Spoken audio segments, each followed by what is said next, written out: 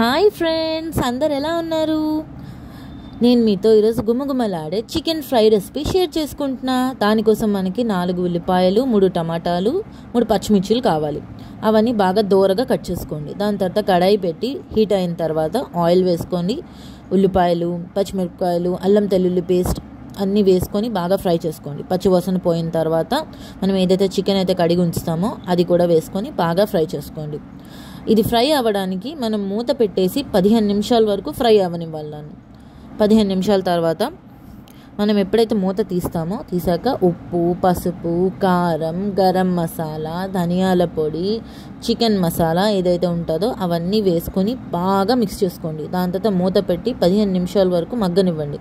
దాని తర్వాత మళ్ళీ మనం మూత తీసేసి టమాటా ముక్కలు వేసుకొని బాగా మగ్గించుకోవాలి. వన్స్ టమాటా ముక్కలు మగ్గిన తర్వాత మనం ఏదైతే కాజు ఉంటుందో చిన్న చిన్న పీసెస్ కట్ చేసుకొని వేసుకోవాలి.